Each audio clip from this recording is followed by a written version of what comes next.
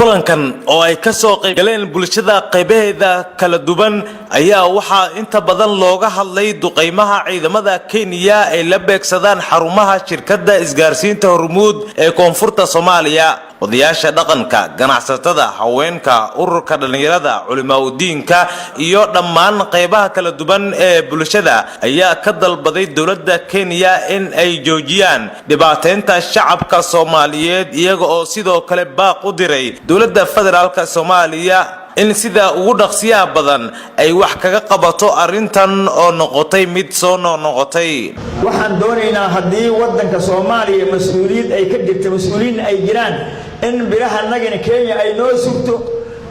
anteenada nadana ay noo suro Kenya xuduudeeda ay xagga ka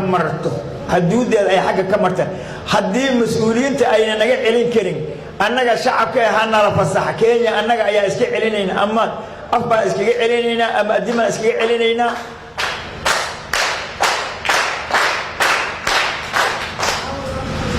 waxaan u maleynayaa intii burburka asjiri Kenya nama soo hunguriyeynayni annaga hadda waxay noo soo gabatay dawlad baa jirta dawladii jirtine birihiina gogoynay kama hadlaysa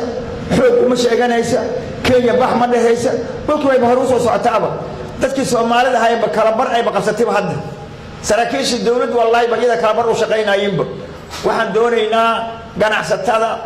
odayaasha hooyooyinka nabadoonada dadka meesha isku imaaday dhammaan waxaan doonaynaa dawladda Kenya in aan la hadalna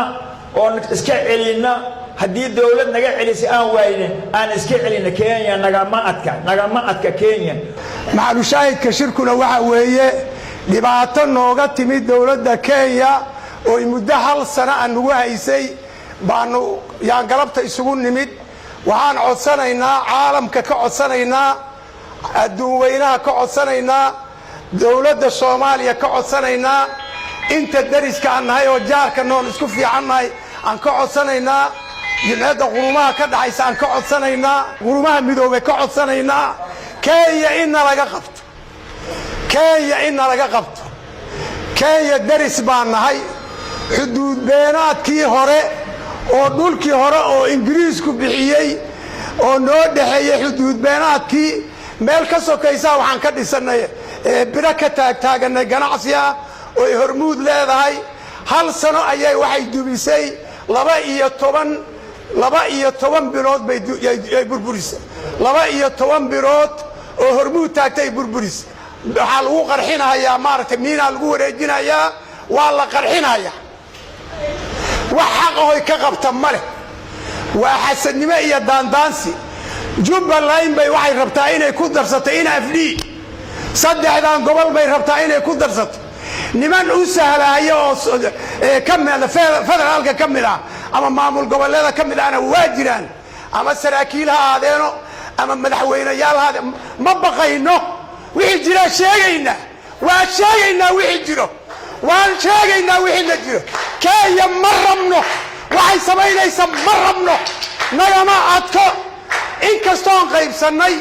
qaybsanay oo federaal noqonay oo maamul goboleed noqonay oo qaybi oo xukun nagu dhacday sidii 180 ki Berlin naloogu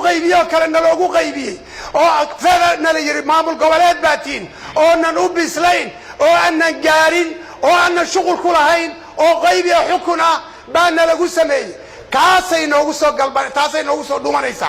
haddaan nahay gobolka Gado haddaan nahay uquulinti nabadoonadii culimaadudiinki dhalinyaradii ganacsatadii hooyooyinkii ee ururada bulshada haddaan nahay Kenya maxaa tirahdeen haddaado sanadkan gudihiisa dhibka loo geystay waxa weeyo 12 bilood gudahood waxa loo geystay in la burburiyay 12 xarumood oo shaqaynayay oo ay ku noolaayeen bulsho Soomaaliyeed dhan isgaarsiin iyo dhan xawaalo iyo dhinac kasta nolosha ay ku isticmaalayeen arintaas waxa ay u sameynayso dawladda Kenya ma ahan oo kaliya in ay burburisay isgaarsiinta waxay rabaan zoonka asaga inay ka dhigaan zoon dadka uusan ku noolaan karin oo ay ka dhigaan bulshada inay ka cararto markii nadwaaga laga gooyo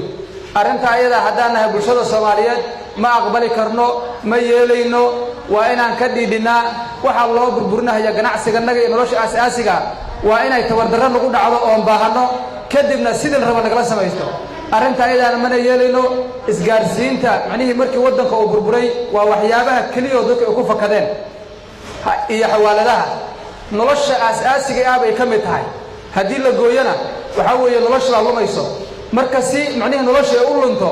ayagana ay uga faa'iidaan dhinaca kale meel kasta oo ay burburiyaan oo xuduudka waxay ka taagayaan Safaricom oo meel kasta ka shidan waxaad moodaa wadanka ayagu inay leeyihiin kulanka ay yeesheen qaybaha kala duwan ee ururada bulshada ee ku dhaqan degmada Baardheere ayaa ku soo beegmayo maalmo on kadib markii diyaaradaha dawladda Kenya ay duqeyn u geysteen xarunta shirkadda Hormuud ee deegaanka Coosqurun ee gobolkan Gado Yaxya Cabdirasaaq Soofe RTN Baardheere